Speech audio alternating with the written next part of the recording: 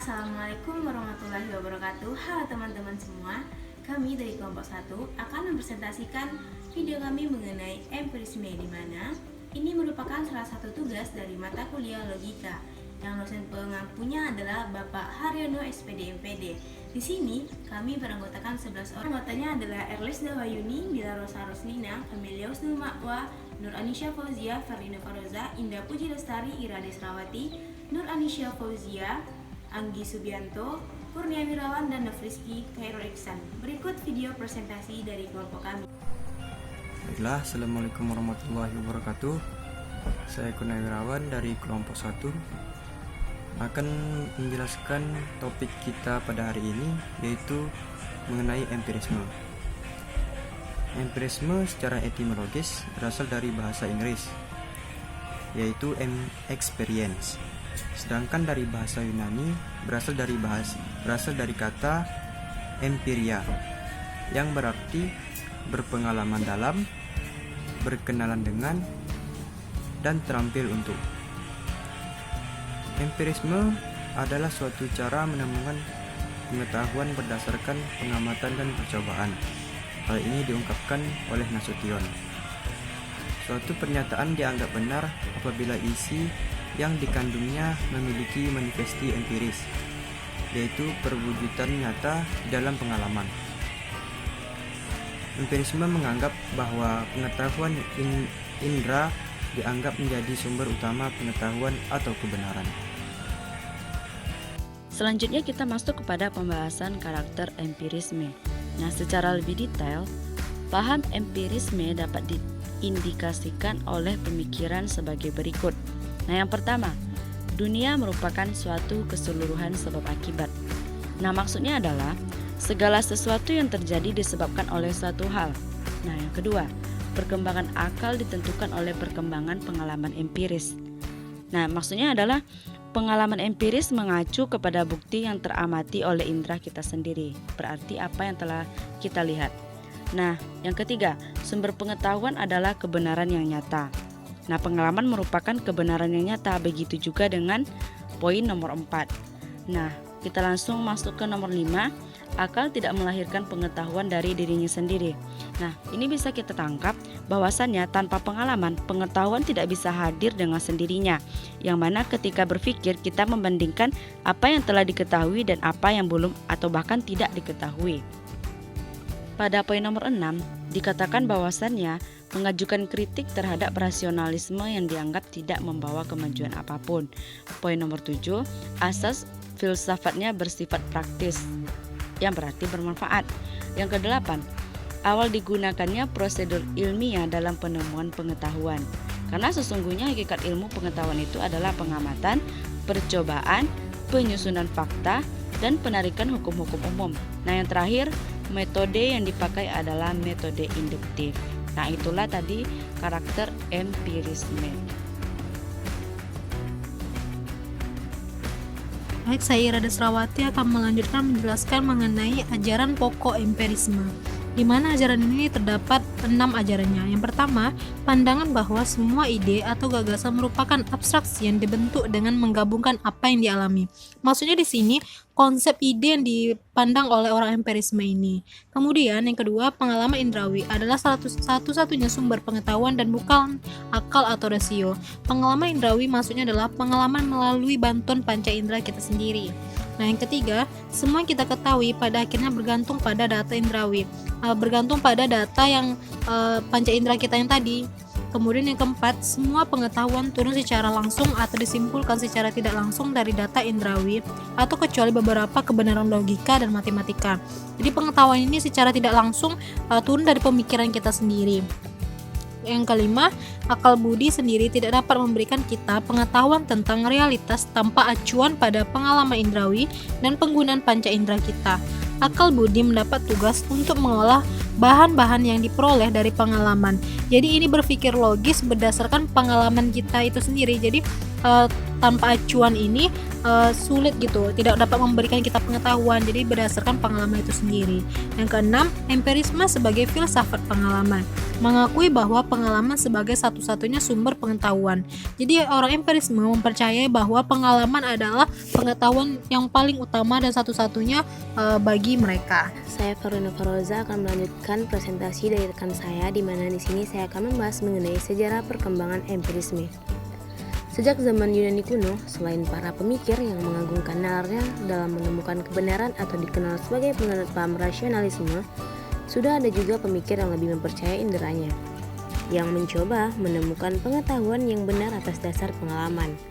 Mereka inilah yang kemudian dikenal sebagai penganut paham empirisme. Salah seorang tokoh empirisme pada masa itu adalah Demokritos, yang mana pada tahun 460 sebelum Masehi sampai 370 sebelum Masehi. Dan dia juga berperan penting dalam perkembangan teori atom di alam semesta ini. Baiklah, mungkin itu presentasi dari saya. Selanjutnya akan dilanjutkan oleh rekan saya. Terima kasih. Saya Nuranisha Fauziah akan melanjutkan presentasi dari teman saya yang sebelumnya. Nah, kali ini saya akan membahas tentang jenis-jenis empirisme. Yang pertama yaitu empiriokratisisme atau dapat kita sebut juga dengan marxisme. Nah, aliran ini adalah aliran yang ingin membersihkan pengertian pengalaman dari konsep substansi, keniscayaan, kausalitas, dan sebagainya sebagai pengertian dari a priori. Yang kedua yaitu ada empiris radikal, yaitu merupakan aliran yang berpendirian bahwa semua pengetahuan dapat dilacak sampai pada pengalaman indrawi. Dan yang ketiga yaitu empirisme logis, yaitu aliran yang berpegang pada pandangan-pandangan yang dapat kita bagi sebagai berikut. Yang pertama yaitu ada batas-batas bagi empirisme. Yang kedua, semua proposisi yang benar dapat dijabarkan atau direduksikan pada proposisi yang mengenai data indrawi kurang lebih merupakan data indera yang ada seketika. Lalu yang ketiga, pertanyaan-pertanyaan mengenai hakikat kenyataan yang terdalam pada daya dasarnya tidak mengandung makna. Nah, sekian penjelasan dari saya. Terima kasih. Baik, di sini saya Nofriski Herlisan. Saya akan melanjutkan presentasi yang sebelumnya telah dijelaskan oleh teman-teman kelompok saya. Di sini saya akan menjelaskan tentang atau memberi contoh tentang empirisme dalam kehidupan sehari-hari. Contohnya telah terjadi sebuah konflik antara dua desa gitu kan. Pak RW sedang mencari informasi serta mencari solusi di dalam konflik antara desa 1 dan desa 2 yang terjadi di wilayah kerjanya, dengan mengamati perilaku serta latar belakang dari kehidupan dari kedua desa. Ternyata memang benar, setelah dicari-cari informasinya, Pak RW kemudian menyimpulkan bahwa desa 1 memang sering melakukan provokasi dengan menghina warga desa 2. Jadi seluruh pengetahuan yang telah atau sudah dirasakan serta dilihat itu akan disimpan di dalam memori otak kita dan kemudian akan dikeluarkan kembali pada saat yang dibutuhkan. Dengan demikian, dengan alat inderawi itu kita bisa atau dapat memperoleh pengalaman-pengalaman yang tentu akan menjadi pengetahuan kita kelak. Baik, itu saja. Terima kasih. Perkenalkan, saya Kamelia Husnu Ma'wah akan melanjutkan presentasi dari kelompok kami. Di sini saya akan menjelaskan tentang kaum empirisme. Kaum empiris memegang teguh pendapat bahwa pengetahuan manusia dapat diperoleh lewat pengalaman. Contohnya, jika kita sedang berusaha untuk meyakinkan seseorang empiris bahwa sesuatu itu ada, dia akan berkata, "Tunjukkan hal itu kepada saya." Dalam persoalan mengenai fakta, maka dia harus diyakinkan oleh pengalamannya sendiri. Jika kita mengatakan kepada dia bahwa seekor harimau di kamar mandinya, pertama dia minta kita untuk menjelaskan bagaimana kita dapat sampai kepada kesimpulan tersebut. Jika kemudian kita mengatakan bahwa kita melihat harimau tersebut di dalam kamar mandi, baru kaum empiris akan mau mendengar laporan mengenai pengalaman kita. Namun, dia hanya akan menerima hal tersebut jika dia atau orang lain dapat memeriksa kebenaran yang kita ajukan dengan jalan melihat harimau itu dengan mata kepalanya sendiri. dapat disimpulkan bahwa kaum empirisme itu tidak akan mudah percaya. Dia akan percaya ketika dia melihat bukti yang nyata dan jelas. Baiklah, saya Andi Subianto ini melanjutkan presentasi selanjutnya, yaitu derajat atau tingkatan empirisme. Ada 3 derajat ataupun tingkatan dari empirisme tersebut. Yang pertama, empirisme absolut. Artinya menganggap bahwa tidak ada priori baik dalam konsep formal maupun kategorikal, juga dalam proposisi. Priori berasal dari bahasa Latin yang artinya adalah from the former, atau kebalikan dari posteriori atau from the latter.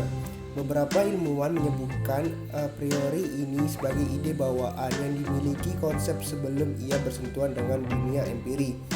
Konsep formal menunjukkan struktur dasar logika dan matematika dalam wacana ilmiah, seperti tidak, dan, jika, atau, semua, beberapa, ataupun kesatuan.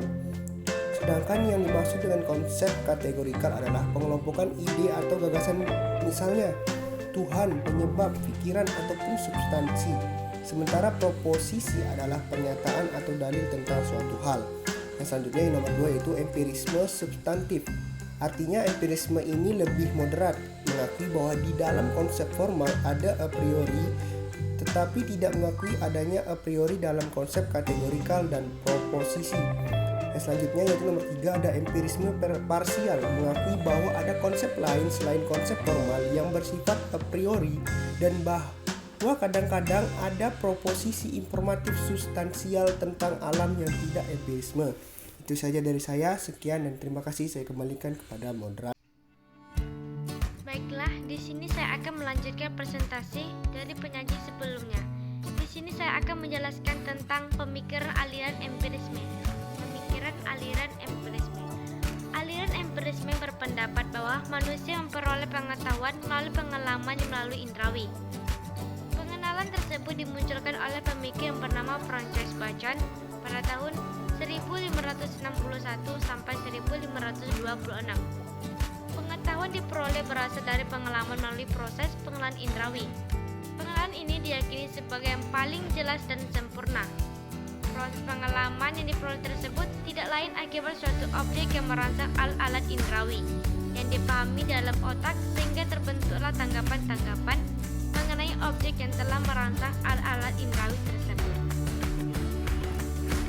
Perkenalkan, saya Elda Tenari Putri sebagai kelompok penyaji akan melanjutkan presentasi tentang empirisme. Kaum empiris berpandangan bahwa pengetahuan manusia dapat diperoleh melalui pengalaman.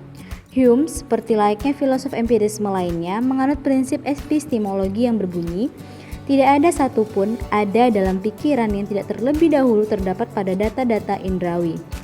Hume melakukan perbedaan antara kesan dan ide. Kesan merupakan penginderaan langsung atas realitas lahiriah, sementara ide adalah ingatan atas kesan-kesan. Menurutnya, kesan selalu muncul lebih dahulu, sementara ide sebagai pengalaman langsung tidak dapat diragukan. Dengan kata lain, karena ide merupakan ingatan atas kesan-kesan, maka isi pikiran manusia tergantung kepada aktivitas inderanya.